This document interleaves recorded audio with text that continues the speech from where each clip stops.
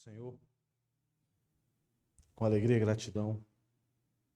Os irmãos vão até você, e até ele chegar aí, pode abrir sua Bíblia aí. 1 Pedro, capítulo 1.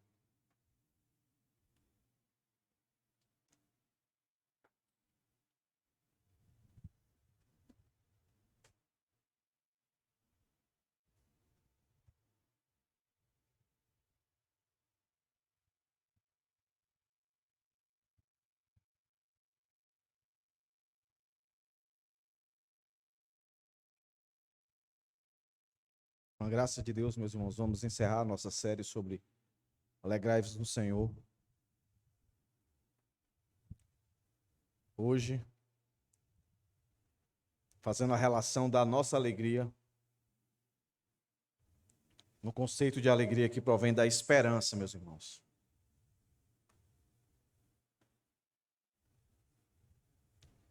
O profeta Jeremias, nas suas lamentações, ele disse: quero trazer à memória aquilo que me dá a esperança.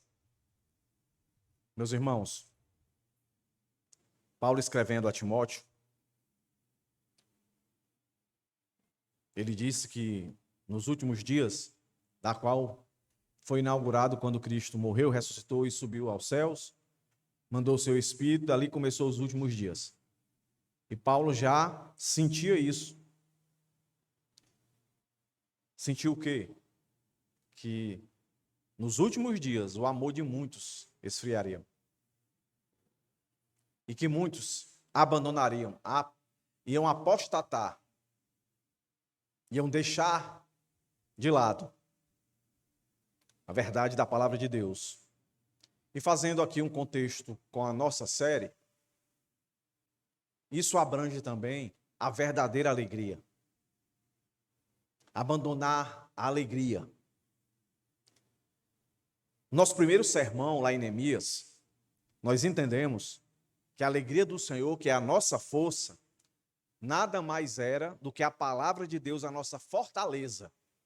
Lá em Neemias, nossa fortaleza. Quando nós fomos para Salmos, a palavra que me veio à mente é vitalidade. Faltava vitalidade. Mesmo entendendo que o seu pecado tinha sido perdoado. O salmista, ele pede a alegria da salvação de Deus. Ele quer vitalidade, ele quer entusiasmo para fazer aquilo que a Bíblia mais nos chama a fazer. A pregar a palavra de Deus, a confrontar o mundo ímpio, os seus pecados. Fortaleza em Neemias, alegria. Vitalidade, alegria que Davi estava pedindo. Vitalidade. Quando nós fomos para Filipenses, aí foi um grande divisor de águas. Porque a palavra alegria que aparece ali, sem sombra de dúvida, a gente já tinha visto essa aplicação, tanto em Neemias, como em Salmos de Davi. Ou seja, a alegria de Davi, a vitalidade de Davi, a fortaleza, a segurança, a palavra de Deus, que deveria ser a alegria ali do povo de Deus em Neemias, não estava associada a circunstâncias, a coisas, a pensamentos. E por que eu digo que em Filipenses foi o divisor de águas? Porque Filipenses deixou bem claro que a alegria do crente é inata nele, está nele, intrínseca nele, ou seja, no ato de salvação que foi dada por Cristo Jesus na cruz, ele se torna uma pessoa alegre, independente das circunstâncias. E por que essa alegria ela é tão fundamental? Porque essa alegria está associada a uma pessoa. Por isso a gente viu lá, alegrai-vos sempre no Senhor. Não diz, alegrai-vos sempre nas promessas do Senhor. Alegrai-vos sempre no que você pensa de melhor para você. Alegrai-vos sempre quando as circunstâncias forem favoráveis. Não. Alegrai-vos sempre no Senhor. Aí hoje, meus irmãos, hoje, a palavra de Deus vai nos chamar a nos alegrar na esperança. Esperança que está além das circunstâncias, esperança que está além de qualquer melhor pensamento e plano e projeto seu. Não é errado planejar. O Antigo Testamento, Salomão, deixa bem claro, né, que tem que se planejar. Provérbios nos aconselha a planejar, mas nunca devemos colocar a razão da nossa alegria nos nossos planejamentos. A razão da nossa alegria, segundo Neemias, tem que estar na palavra do Senhor, que é a nossa fortaleza. Segundo Davi, na salvação que foi nos dada, a vitalidade. Segundo Filipenses, Paulo escrevendo aos Filipenses, é uma ordem, você é feliz independente das circunstâncias, porque você está em uma pessoa. E segundo Pedro agora, você tem que viver alegre, sempre alegre, porque a esperança que foi dada a você é uma esperança que jamais morre. Tem um ditado popular que diz que a esperança é a última que morre. Já ouviu isso? A esperança é a última que morre. Quando se trata das Escrituras, impossível. A esperança jamais morrerá. Porque a nossa esperança é uma pessoa que prometeu que nós estaríamos com ele na consumação do século.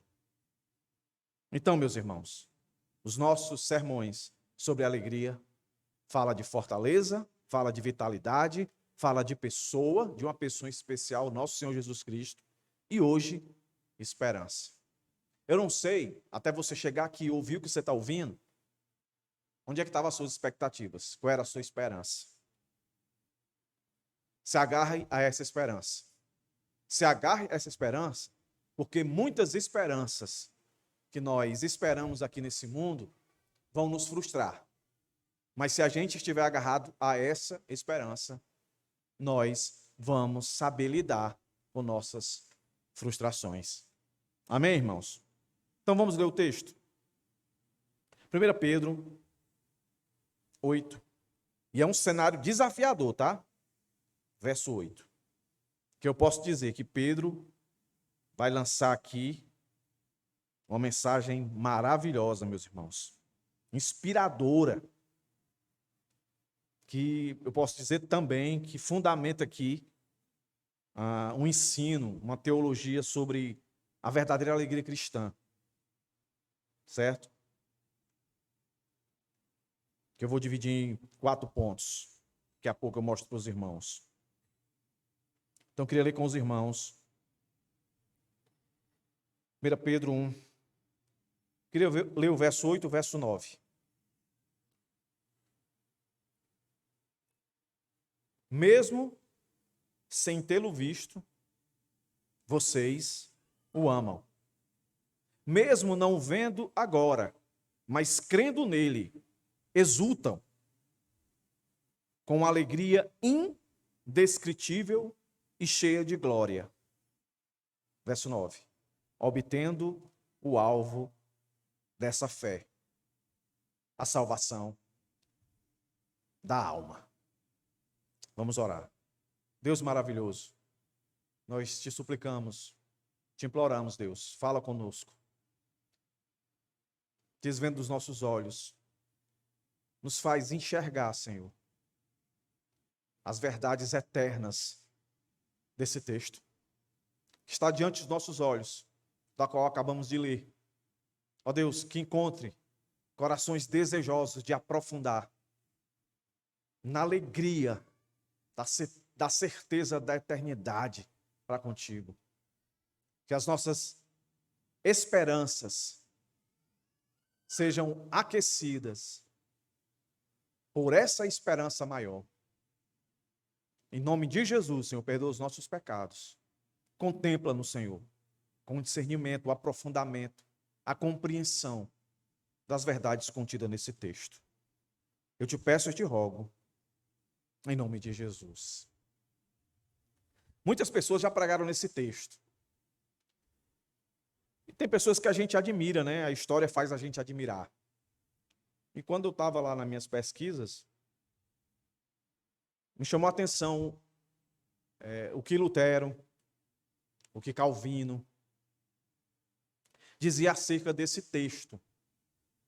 Então, por exemplo, Lutero, ele dizia assim: a alegria cristã não está enraizada em realizações humanas, mas na certeza da salvação de Cristo. Presta atenção. Ele olha para esse texto e ele faz relação da alegria eterna, não em circunstâncias, não em pensamentos, mas em uma ação, em uma obra soberana de Deus, a salvação. E ele liga muito isso à justificação. Na cabeça de Lutero, a alegria da salvação eterna está no simples fato de o crente se entender como justificado. Eu fui justificado. E não tem nada nesse mundo que me impeça de viver a maior alegria já prometida para a humanidade. Qual é a maior alegria prometida para a humanidade? É a salvação. Então, Lutero, como é o homem da justificação, ele associa assim. Aí quando você vai ler Calvino diz assim: a alegria que vem da certeza da eleição divina, o crente pode encontrar alegria na confiança de que Deus os escolheu para a salvação. E tantos outros. Eu tenho aqui, vou ficar só com esses dois, mas eu teria aqui tantos outros mais para falar. Mas todos os dois, tanto Lutero como Calvino, eles amarram essa convicção de alegria à salvação. E se a gente olhar para o texto, a gente vai ver isso, é exatamente isso que Pedro faz. Mas antes que a gente o faça, é interessante saber o contexto dessa carta, que não é diferente do contexto lá de Filipenses. Quando Paulo escreve para os Filipenses, ele diz: alegrai-vos no Senhor. Outra vez vos digo, alegrai-vos. Estava tendo lá perseguição, briga, né? A heresia chegando. Tenebroso. Primeiro século. A igreja perseguida. E Paulo não dá estratégia para que as pessoas se alegrem, tão somente em dizer: sejam alegres pelo que vocês são. São o quê? Segundo Lutero, segundo Calvino, segundo Pedro aqui, vocês são o quê? Vocês são salvos. Isso já é suficiente para vocês passar por tudo que vocês estão passando. Todas as vezes que o desânimo vier sobre vocês, lembre-se, isso é muito fruto, lá em Filipenses, da ansiedade que o mundo causa em vocês. Infelizmente, hoje, está muito recorrente dentro do meio que se diz cristão. As pessoas vão à igreja para ter as suas ansiedades alimentadas, em vez de confrontadas. É por isso que muitos cristãos estão desanimados, porque estão vivendo na perspectiva errada. Não estão se agarrando na palavra, que é fortaleza, não estão buscando vitalidade na salvação que têm, não se entendem como em obrigação de ser feliz pelo simples fato de serem cristãos, e muito menos porque não olham e não desejam. Nós cantamos uma das canções aqui, era lembrando da volta de Cristo. Muitos crentes perderam essa percepção. Passam a semana, passam os meses pensando nos seus planos, nos seus projetos. A sua ansiedade é tão grande que eles buscam nisso a alegria. E se esquece da alegria maior, que é certa, como Pedro vai dizer aqui. Qual era o contexto da primeira carta de Pedro? Dificuldade, meus irmãos. Estavam sendo perseguidos. Perseguidos, estavam sendo oprimidos. Se você passar a página aí, ó, capítulo 2, a partir do verso 18, olha o que é que Pedro está dizendo para eles. Servos, sejam obedientes ao Senhor de vocês, aos patrões. No contexto anterior um pouquinho, ele vai falar dos governantes. Mas olha o que ele diz aqui. Ao Senhor de vocês com todo temor. E não somente se ele for bom e cordial, mas também se for mal. E olha o que Pedro vai dizer aqui. Porque isto é agradável a Deus, que alguém suporte tristezas. Tristezas. Nós estamos falando de alegria. E ele está falando de tristeza aqui, ó. Sofrendo, tristeza, sofrimento, na mesma frase. Sofrendo injustamente. Ele deixa bem claro. Sofrendo injustamente. Por motivo de sua consciência para com Deus. Pois que glória há, se pecando e sendo castigados, por isso vocês o suportam com paciência. Se, entretanto, quando praticam o bem, vocês são igualmente afligidos e o suportam com paciência, isso é agradável a Deus. Olha o verso 21. Olha o verso 21, meus irmãos. Não é? Tem uma canção que a gente cantava um tempo atrás aqui. Eu tenho um chamado, eu tenho um chamado. O Senhor te chamou, o Senhor tem propósito na tua vida. Tudo certo. É verdade. Mas quase ninguém se atenta para esse chamado aqui, ó. Olha o que o verso 21 diz, ó. Porque para isto mesmo vocês foram chamados. Chamados para quê? Para sofrer injustiça. Para sofrer tristezas. Pois também Cristo sofreu no lugar de vocês, deixando o exemplo, para que vocês sigam seus passos. Aí, crente, ó. O que a Bíblia está dizendo? Você foi chamado para seguir os passos de Cristo. Mas as pessoas sempre olham para os passos de Cristo, a realeza, né? Os milagres, as maravilhas. Mas ninguém olha para isso aqui. Pedro, à semelhança de Jesus, nunca deixou os seus discípulos inocentes acerca da realidade da vida nesse mundo. O mundo é cruel, o mundo vai nos perseguir, o mundo vai nos odiar, o mundo vai querer nos entristecer. E não são as circunstâncias, não são os melhores dos nossos pensamentos, não são as nossas palavras de motivação que vai nos trazer de fato a convicção e a alegria no nosso coração para suportar tudo isso. Mas tão somente olhar para Cristo e entender, pelo viés de Neemias, de Davi, de Paulo aos Filipenses, e agora, que a verdadeira esperança é uma pessoa, Cristo Jesus. Aí ele vai dizer o exemplo de Jesus, como é que Jesus se comportou. Esse é o contexto que Pedro está escrevendo para essa igreja. Uma igreja que está sendo perseguida, oprimida, não é? Certamente com muitas dificuldades. Porque pense por um instante, uma igreja perseguida, o que é que ela faz? Foge. Então ela fugir, vai deixar casa, vai deixar às vezes os parentes vão ser mortos, vão ser perseguidos. E aí vai ter problema financeiro, não é? Vai ter privações, um monte de coisa. Aí vem lá o pastor, o homem de Deus, o apóstolo Pedro, se eu tenho uma palavra do Senhor para vocês. E aí o nosso verso 8 diz o quê? Mesmo sem tê-lo visto, vocês o amam. Mesmo não vendo agora, crendo nele, se alegrem, exultem. Essa palavra exultem, alegre, é a mesma palavra que se encontra lá em Filipenses. Exultem. Só que aqui ela não está no imperativo, como estava lá. Mas é a mesma raiz, é a mesma ideia. Se alegrem. Está aí no texto, né? Aí ele é redundante e diz, com alegria indescritível e cheia de glória. Meus irmãos, olhando isso, percebendo isso, na perspectiva humana, não faz sentido nenhum. Essas pessoas aqui estão sendo perseguidas. O que eu acabei de dizer, de desenhar para os irmãos. E aí Pedro chega e diz um negócio desse, se alegrem. E se alegrem de um jeito que não tenha como descrever. Meus irmãos, parece uma contradição. Mas não é, meus irmãos. Não é.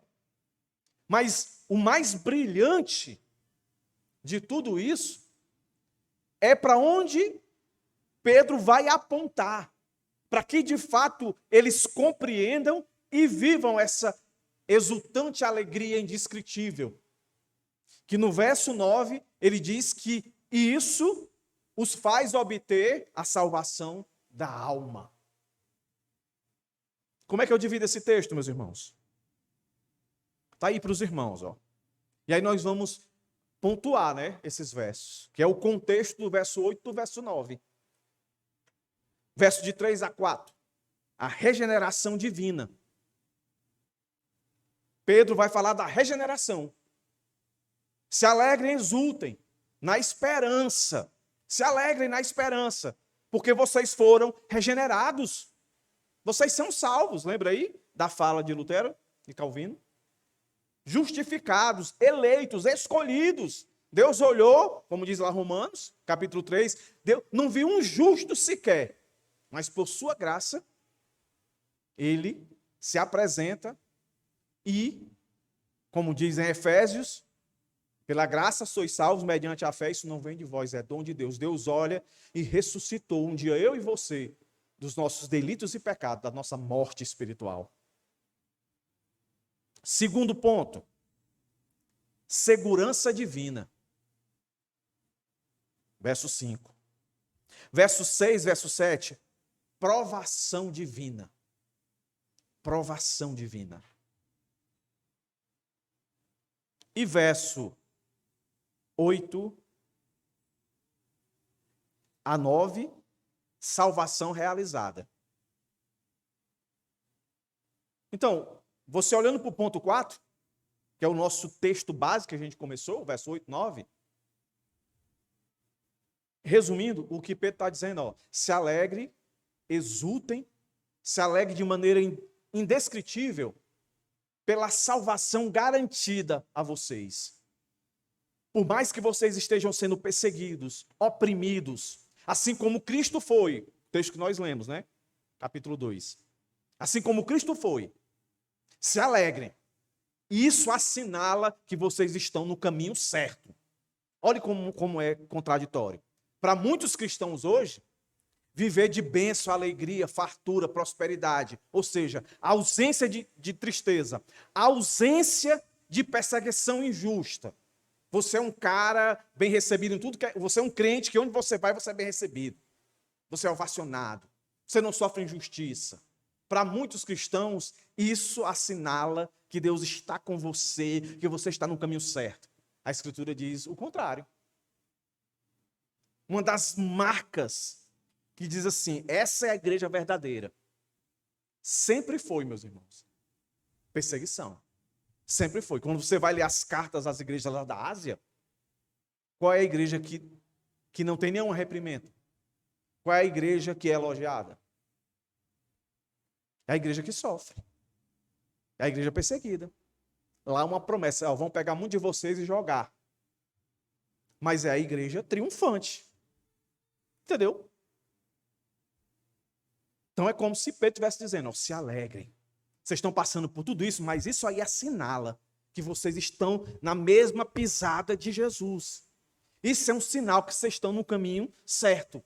Que nós fomos chamados para resistir o mundo. Eu não sei se vocês lembram aqui, quando Paulo, um jovem, que colocou-se aqui como crendo em Cristo como seu Salvador. Eu disse para ele, Paulo, o mundo anda assim. Aí quando Deus escolhe a gente, e aí ele vira a gente o contrário, a conversão, ele vira a gente o contrário. E agora a gente vai contra a multidão. O mundo vai querer nos fazer ir na direção que nós estávamos antes. E nós vamos ao contrário. E isso, meus irmãos, é física. Vai ter resistência. Não tem como caminhar sem sofrer esbarrão. Vai haver. É isso que ele está dizendo.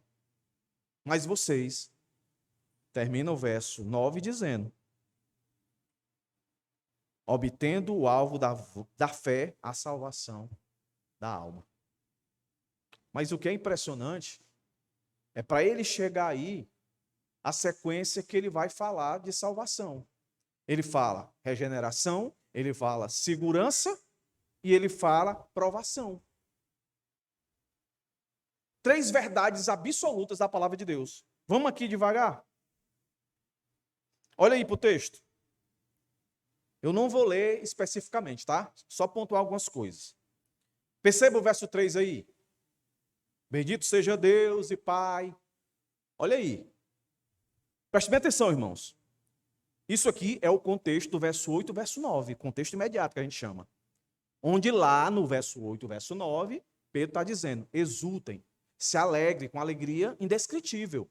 Por quê? Porque vocês foram regenerados. Porque vocês estão seguros por esse que regenerou. E vocês vão ser provados. E isso vai ser a prova de que vocês estão no caminho certo.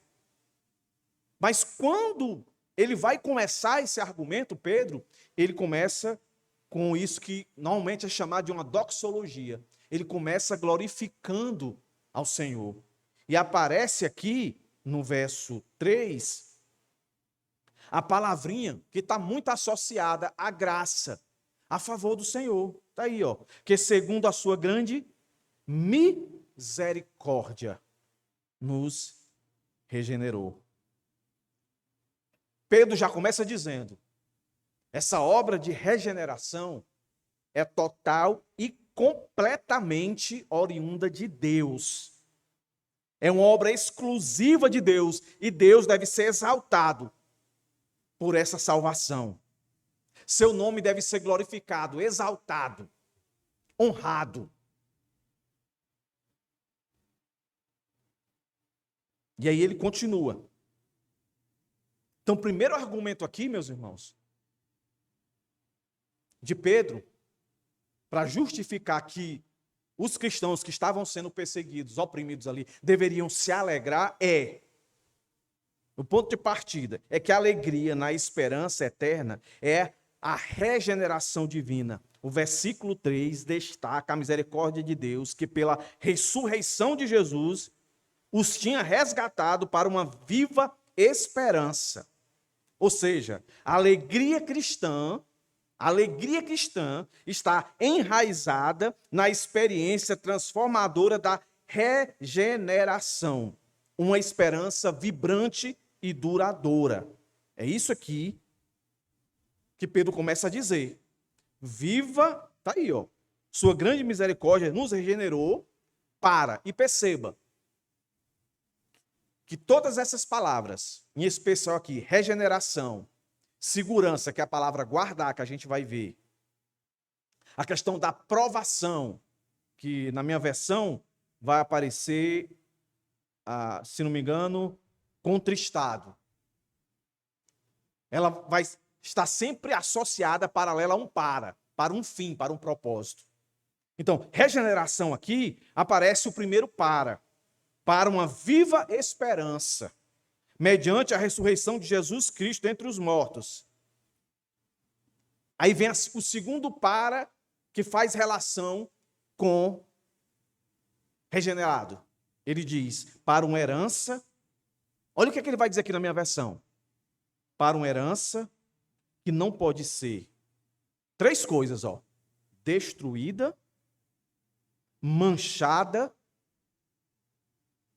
e jamais murcha. Em outras versões vai dizer sem mácula, não é? Talvez seja a sua versão, incorruptível, imarcessível. Olha o que ele está dizendo. Lembra do 8? Tenho que me alegrar. Eu tenho que exultar. Por quê? Porque a minha salvação, ela me dá certeza de uma herança que jamais será destruída, jamais será manchada e jamais murchará. Não vai perder sua qualidade, jamais será destruída e jamais sofrerá corrupção, ou seja, apodrecer. É algo eterno. Percebe o que é que Pedro está dizendo? As pessoas estão na iminência de morte, sendo perseguidas. Talvez algumas dessas aqui perderam parentes. Nos nossos dias de hoje, muitos querem ouvir o quê? Não, você vai vencer. Deus vai te dar vitória. Profetize.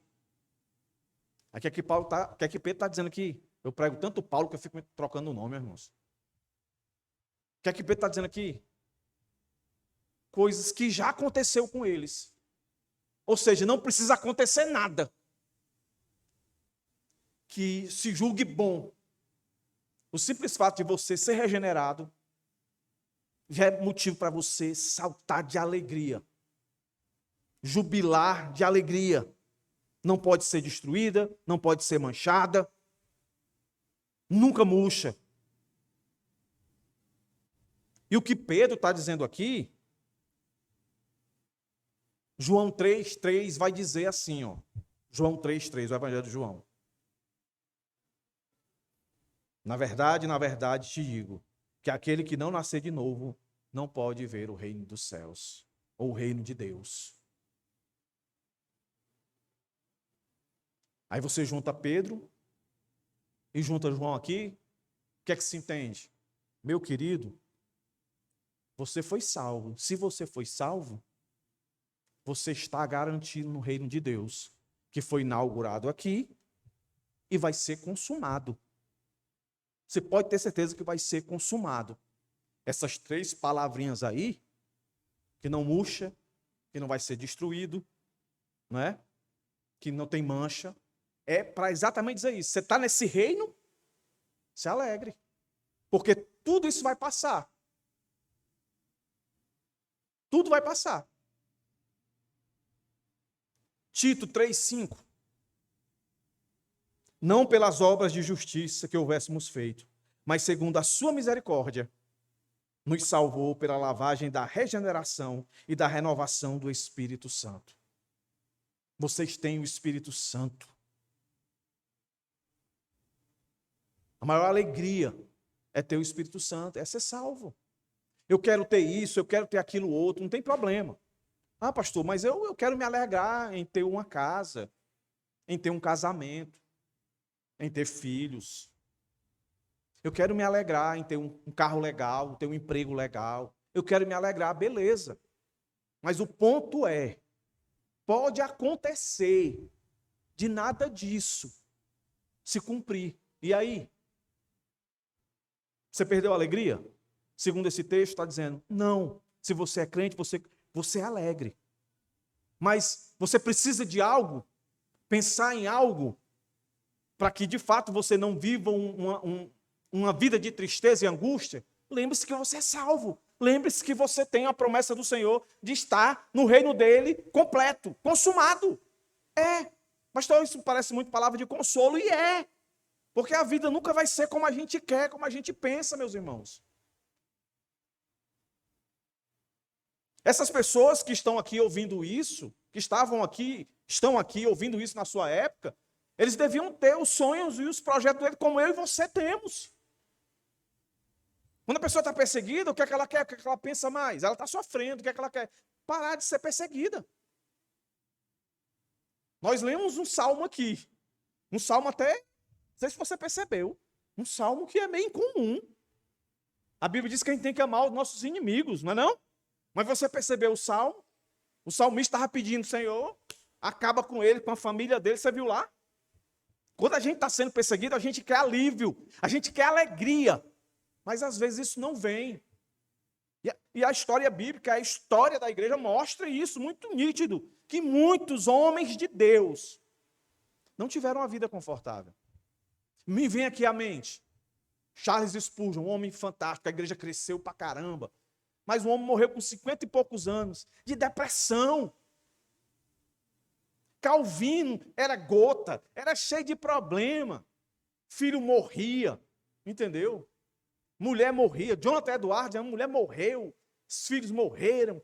Os caras tiveram um monte de tristeza. Mas esses caras escreveram coisas demonstrando que a alegria, a nossa verdadeira alegria, o que deve nos sustentar, é a alegria do Senhor. É a alegria das promessas do Senhor. E aqui é uma promessa que já foi cumprida de salvação. Então, o que é regeneração? É uma obra do Espírito Santo em nós. É também a esperança. Seguindo aqui, para concluir esse ponto, a regeneração divina, mencionada no verso 3, está intrinsecamente ligada à promessa de herança celestial. O ato de Deus nos regenerar não apenas nos concede uma nova vida espiritual, não só isso, mas também nos conecta à experiência, à esperança de uma herança eterna. Essa herança é caracterizada pela incorruptibilidade e permanece segura nos céus para todos que experimentam a regeneração em Cristo. Por isso que está aí, na sua versão inacessível, né? Incorruptível, imaculada, não é? Por isso que está aí. Ou seja, a regeneração não é um ato isolado, feito uma única vez com o único propósito de lhe salvar. Não, é lhe salvar e lhe colocar consciente numa jornada que o mesmo Deus poderoso que foi lá e fez essa ação miraculosa de tirar você, ressuscitar você dos seus delitos e pecados, da sua morte espiritual, é o mesmo Deus que aponta para o futuro e diz, ó, estou te salvando aqui para te levar para lá. Doa onde doer, quebra onde quebrar, mas você vai chegar lá. Meus irmãos, isso é motivo de alegria. Aí Pedro, para não deixar dúvida, se sinta seguro nisso. Olha aí o que o verso 5 diz.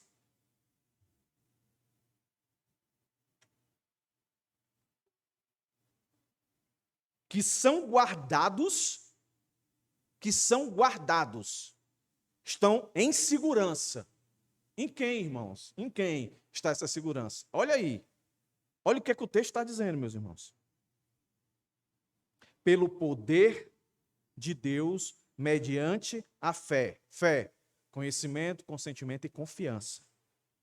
Olha o para aí. Qual é o propósito? Para a salvação preparada para ser revelada no último tempo. Perceba, de novo aí, ó. Regeneração, o para associou à herança, eternidade. Uma herança que não tem como perder, é garantida, pelas 3 palavrinhas. Agora ele está dizendo, e é segurança total, quem vai sustentar vocês nessa caminhada? E eu imagino eles ouvindo isso, né? A pressão dos patrões, ele é crente, vamos botar para fora. Não, vamos botar para fora não. Vamos fazer ele trabalhar mais. Vamos judiar dele.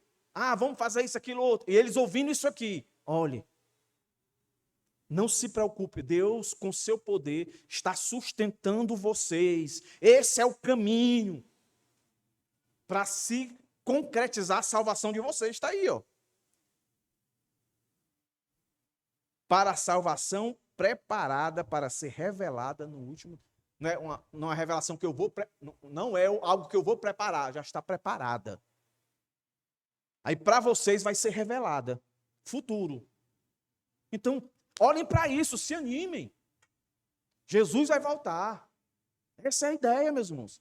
Não sei o que é que você está passando. Eu vivo o mesmo mundo que você. Né? A vida não está fácil. Não é?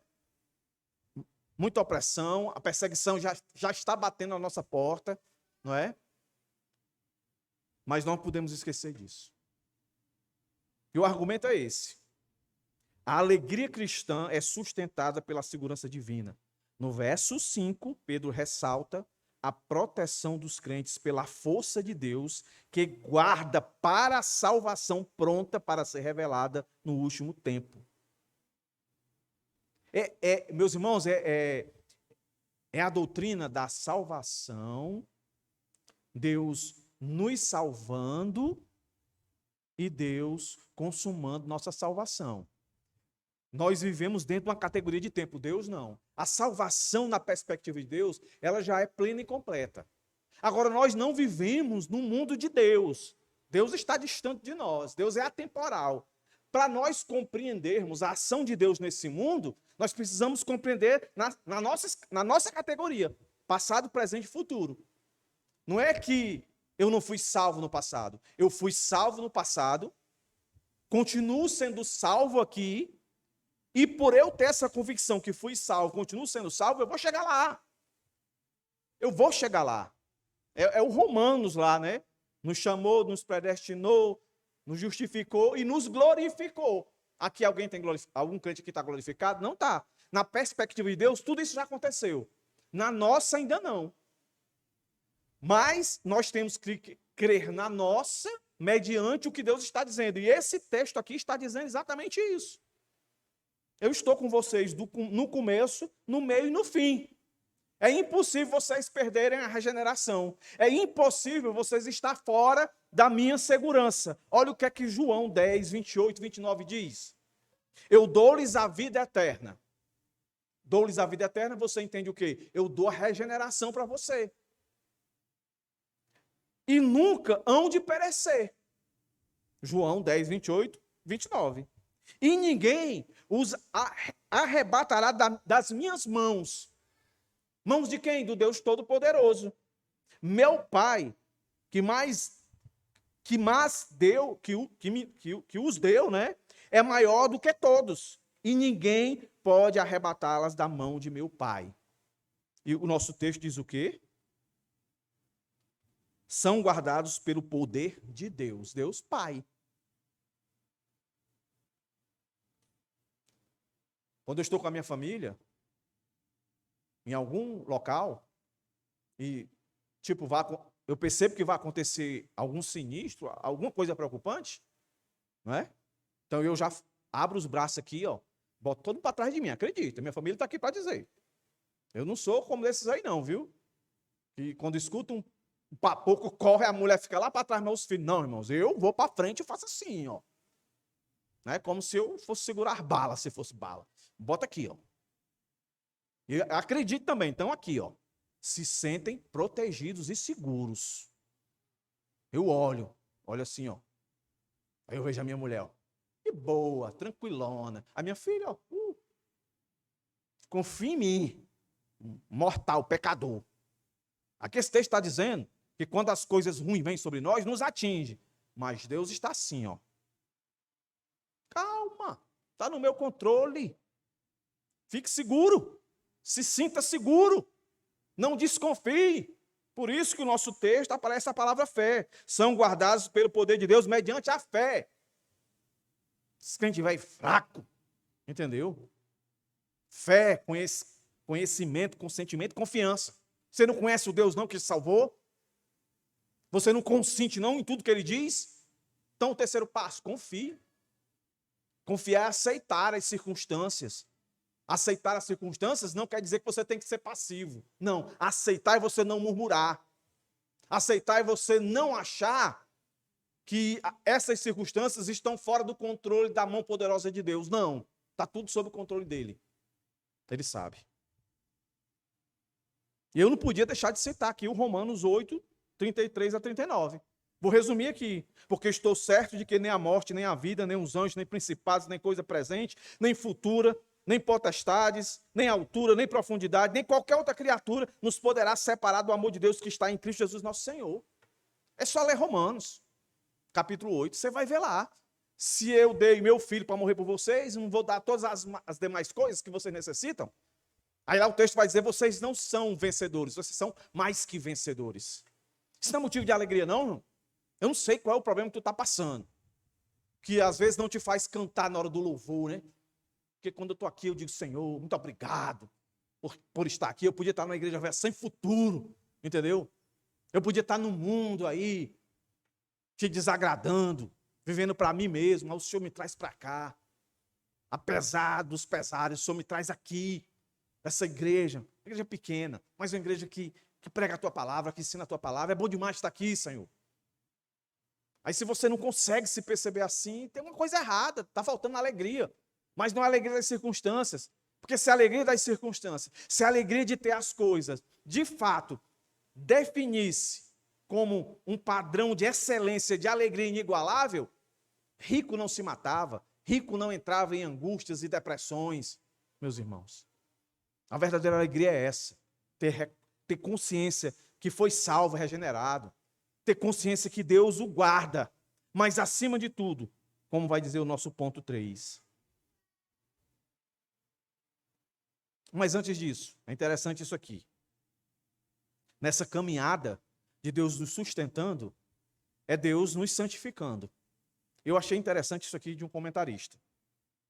Ele diz assim: podemos afirmar à luz das Escrituras que já fomos salvos, estamos sendo salvos e seremos salvos. Com respeito à justificação, já fomos salvos, ou regeneração. Com respeito à santificação, estamos sendo salvos. Com respeito à glorificação, seremos salvos. Se Deus me regenerou, se Deus me santifica, Deus vai me glorificar no final. É o que Romanos vai dizer. Aí sim, Deus não deixa ninguém inocente. Por Pedro aqui, mais uma vez, somos lembrados. Porque poderia não ter isso aqui agora que eu vou falar. Né? Podia acabar aqui o sermão. Eu tenho que ser alegre. Por 2 motivos. Primeiro, porque eu sou salvo, eu fui regenerado, eu fui justificado. Segundo, porque eu estou nas mãos de Deus, Deus me protege, eu estou guardado, eu estou seguro. Pronto, você saía para casa já feliz. Aí por isso, aí, né? As coisas acontecem ruim com você, você lembrar, não, eu aprendi. Está doendo, estou triste, estou sendo perseguido, estou sendo oprimido, mas eu sou um salvo. Deus está me guardando. Deus está me guardando. Podia acabar aqui. Mas aí vem o verso 6 e o verso 7. Olha o que aqui diz. E aparece o para aí, ó. Olha o verso 6. E aparece a palavrinha alegria, exultar, aqui, ó. A mesma palavra que aparece lá no verso 8, ó. Nisso vocês exultem. Ou seja, nisso o quê? Sabendo que vocês são regenerados e sabendo que vocês são guardados pelo próprio Deus. Se alegrem. Se alegrem. Embora, olha aí, ó. Essa aqui é a realidade, não é pessimismo, é realidade, porque nós vivemos isso, meus irmãos. Nós sofremos. Nós passamos dificuldades. Está aqui, ó. Mas como é que ele quer que a gente enxergue isso? Presta bem atenção. Embora no presente, então ele reconhece, ó, vocês estão passando dificuldade. Vocês estão sendo oprimidos, perseguidos. Eu sei disso. Mas ele diz, ó, por breve tempo. Por breve tempo. A dor nunca é para sempre, meus irmãos. Tem uma canção que diz, toda dor é por enquanto. Não é para sempre. A mulher está grávida. Aí aquelas dores para ter um menino. Aí a mulher diz assim, nunca mais na minha vida eu vou engravidar. Nunca mais na minha vida eu vou engravidar. Ô, mulher fraca. É porque não é você não sabe que é pior do que existe a dor de parto. Aí quando o menino nasce, o ano que vem, está grávida de novo. A dor é por enquanto, passou. Olha o que ele está dizendo. No presente, por breve tempo, se necessário. Não há regra geral. Tem pessoas, não dá para explicar, tem pessoas que vivem a vida de boa. Vida de boa. Entendeu? Mas não é para todo mundo. E no caso deles aqui, alguns estavam sofrendo. Ele diz, se necessário, serão contristados. Contristados. Serão entristecidos. Certo? Por várias provações. A palavrinha contristados aqui, meus irmãos, ela aparece no Getsemane, quando o Senhor Jesus ali fica triste. Aparece também em Tessalonicenses, quando ali relata a morte do ente querido. Ou seja, não é nada de outro mundo que acontece. Esse contristados aqui. É Pedro dizendo, isso aí que vocês estão enfrentando não quer dizer que Deus abandonou vocês, que vocês não estão seguros. Tem propósito, que é o verso 7. Olha aí, ó. Para que uma vez confirmado o valor da fé que vocês têm, olha aí. Mas é interessante essa palavrinha vários. Sabe o que é que essa palavrinha vários significa? Que são provações. E a palavra provações não é a mesma palavra para tentações. Quando a gente vê a palavra provações, normalmente, quase sempre que ela aparece, ela não está relacionada ao diabo, mas ao próprio Deus. Deus provando. E tem um texto bíblico que diz: Deus não tenta ninguém, Deus prova. Quem tenta é o diabo. Certo? A palavrinha que está aqui, provações, é Deus soberanamente colocando os seus filhos em situações difíceis para que o seu nome seja glorificado e esse cristão seja amadurecido, a sua fé seja fortalecida. Não é assim que a gente compara nas nossas lutas? Não, essa dificuldade que eu passei, eu saí mais forte. Não é assim que as pessoas dizem? E às vezes, quando você não quer reconhecer, alguém chega e diz assim: rapaz, aguenta isso aí. Isso aí vai te gerar mais conhecimento, mais experiência. Aí você acredita, né? Não, isso aí vai passar. É uma verdade bíblica. Romanos diz isso. Tiago diz isso. Mas o interessante aqui, no contexto da carta, a palavrinha vários. De todo tipo de provação. Todo tipo. Aí você pensa aí. Todo tipo de provação. Essa palavra também quer dizer todas as cores. Mas o interessante é que, nesse mesmo livro aqui, essa mesma epístola, essa palavrinha ela vai aparecer de novo. Lá no capítulo 4, verso 10. Vamos lá. Capítulo 4 de Pedro, verso 10.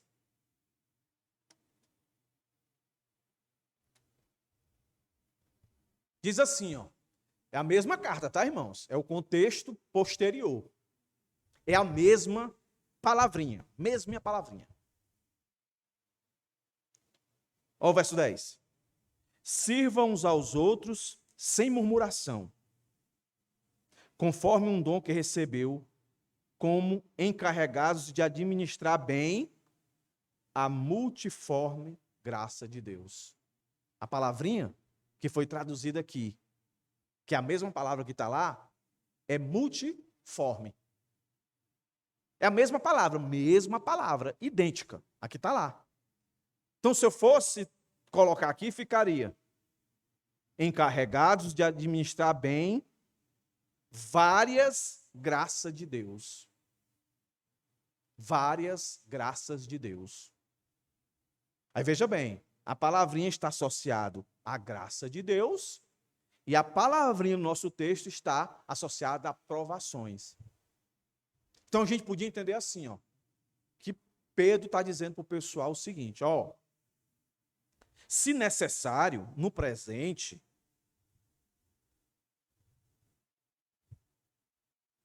as provações, elas vão aparecer de várias cores para vocês. De vários tipos de provação. Elas vão ser multiforme. Então, o que ele está querendo dizer? Quando a gente lê o 4:10, se é a mesma palavra, e o contexto é com provação, e o contexto é com graça de Deus, Pedro está dizendo assim, ó, de acordo com a cor, de acordo com o tipo de provação que vier sobre você, Deus tem uma cor de graça, um tipo de graça específico para essa cor da provação, para esse tipo de provação que você está enfrentando. Entendeu, irmãos? Entendeu? O que é que você está passando? Ah, eu estou desempregado. É uma provação. Então Deus tem. E eu desempregado, a cor que eu enxergo é vermelho. Porque eu não pago minhas contas, fica tudo vermelho. Então, segundo esse texto, Deus tem uma graça vermelha, igualzinha, para dar certo com a sua. E eu não estou dizendo que a graça vermelhinha é que quando juntar o vermelho da graça de Deus com o vermelho da sua dívida, vai virar azul. Não, eu estou dizendo que Deus vai dar a condição de você resolver essa situação, de suportar essa situação, de viver essa situação sem perder a alegria. Entendeu, meu irmão? Entendeu? É o que o texto está dizendo para a gente. E para que eu tenho que passar isso? Por que eu tenho que passar por isso? Para que, verso 7, uma vez confirmado o valor da sua fé. Porque dizer que tem fé em Cristo quando tudo está 100%, é fácil demais.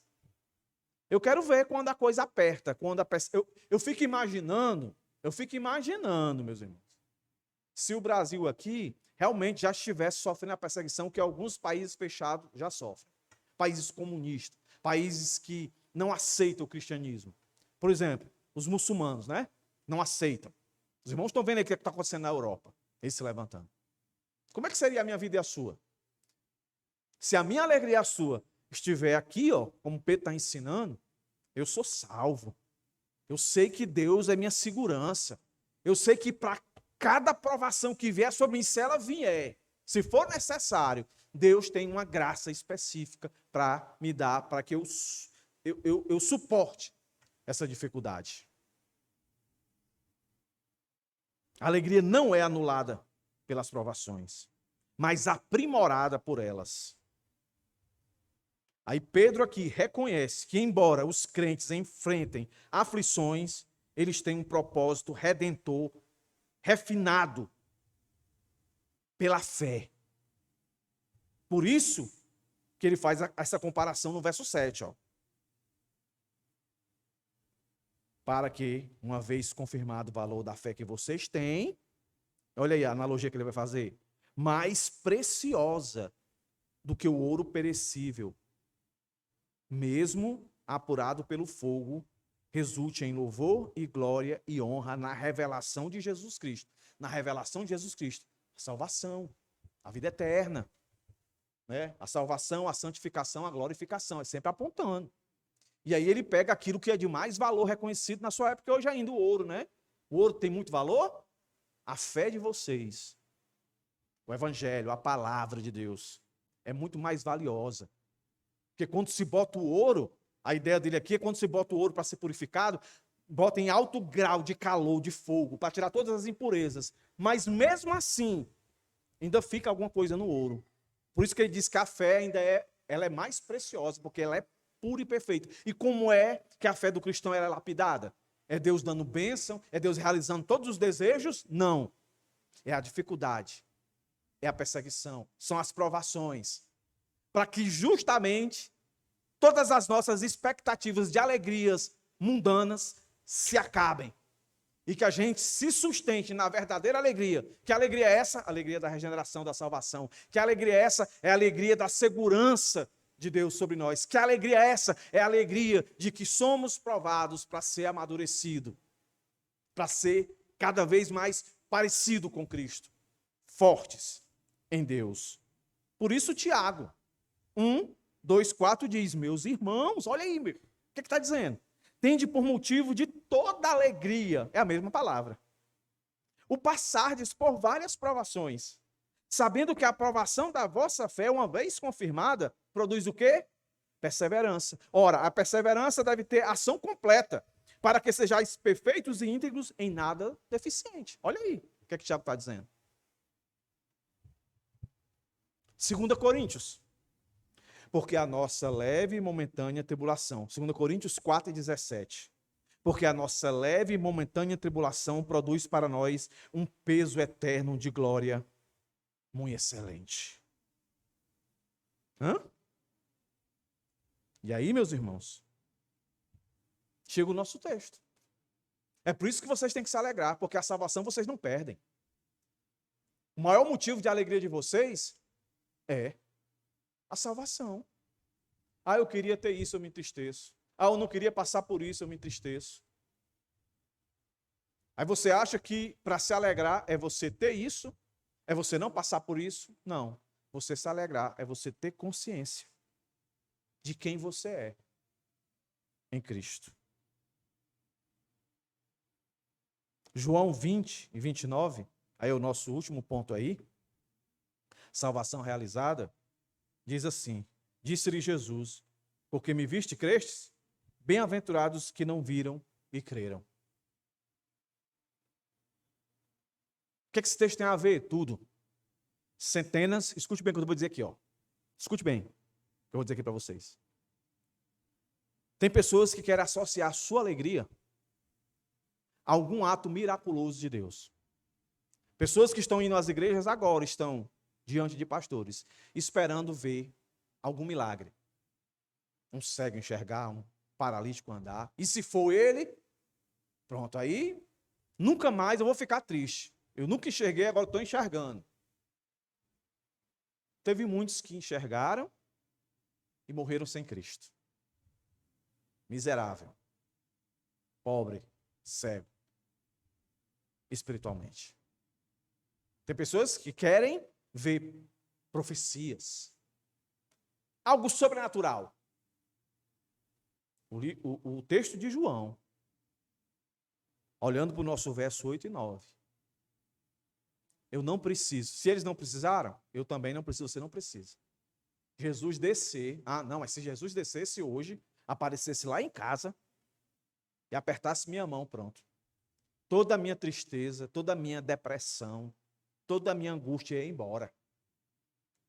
Não precisa acontecer isso.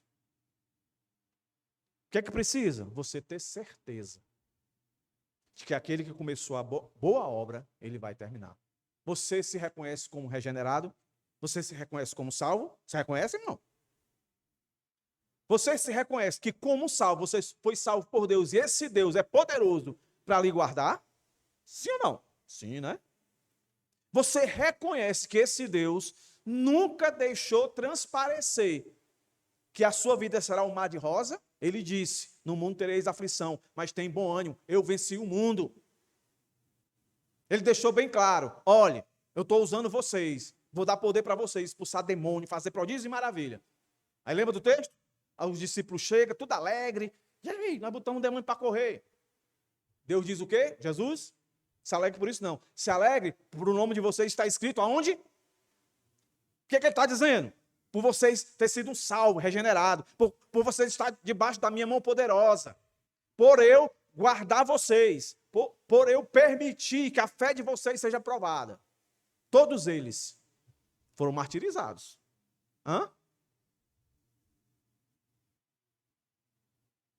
O argumento principal, o verbo exultar, presente no verso 6, no verso 8, está relacionado à alegria indizível proveniente da fé em Cristo.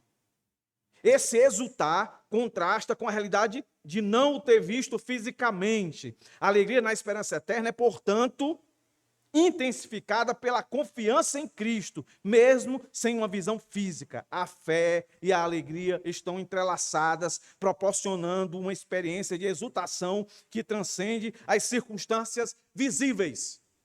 Repito, eu não sei qual foi a sua luta. Eu sei, e nós sabemos hoje, de uma luta específica na família do irmão Eliseu. Ele está com a filha na emergência. Mas isso é motivo para a gente perder a alegria? É motivo de entristecer, é motivo de se angustiar, mas não se deixar dominar por essa angústia, mas ter confiança que Deus, que salvou a eles, os tem sobre as suas mãos. Isso é mais uma provação para a sua fé, assim como a minha sobrinha, assim como a irmã que está enferma, que não está aqui. Deus continua sendo Deus poderoso, independente das circunstâncias que venham sobre nós, porque, repito, ele deixou bem claro, no mundo vocês vão ter aflições. Não associe a alegria de vocês às circunstâncias. Associe a alegria de vocês pelo que eu já fiz, não é pelo que eu posso fazer, o que eu vou fazer, mas pelo que eu já fiz. Conclusão, meus irmãos. Diante das realidades da regeneração divina, da segurança inabalável, da provação redentora e da salvação realizada, a aplicação é clara. A alegria do crente não é um estado emocional frágil, mas uma realidade ancorada na obra soberana de Deus. Não é que você não tenha que ficar triste, mas a sua tristeza, ela não pode levar você ao desequilíbrio. A sua tristeza deve levar você para as verdades de que Deus já disse para você. Olha, eu sei que você está sofrendo, mas confie em mim. Isso é por um tempo. Eu tenho uma cor exata. Ah, mas pastor, o céu está muito cinza, está bronze para mim, sei lá. Eu tenho uma graça multiforme para isso especificamente. Em meio às tempestades da vida, essa alegria permanece inquebrável, testemunhando ao mundo a esperança eterna encontrada em Cristo. É só os irmãos visualizar aqui o extremo da dor, da tristeza, da angústia, que é a morte. Você já foi num velório de um ímpio? Como é desesperador? Você vê tristeza lá? Você vê angústia lá? Vê? Vê? Vê, né? Aí você vai no velório de um crente. Você vê tristeza lá? Vê. Você vê angústia lá? Vê. Mas você não vê. Pelo menos não é para ver, né? Desespero. Porque nós temos o Consolador, meus irmãos. O Espírito Santo que geme por nós. E a gente sabe que se aquele ente nosso que Deus levou, se for um deles, é uma tristeza misturada com alegria. Se não for, é um pesar.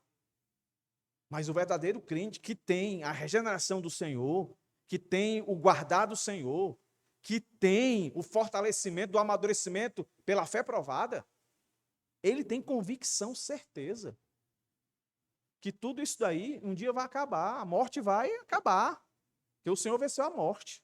E ponto. Escute isso, essa aqui é bem específica, eu quero que você pegue para si e se abrace com ela. Que cada crente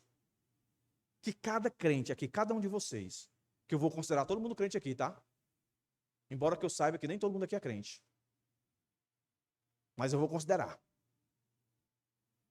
Que cada crente, ao enfrentar provações, se alegre na certeza da regeneração, na segurança divina, na redenção das provações e na antecipação da salvação consumada.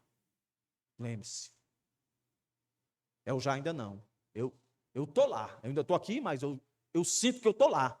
Não pelo que eu venho a fazer, mas pelo que Cristo já fez em mim.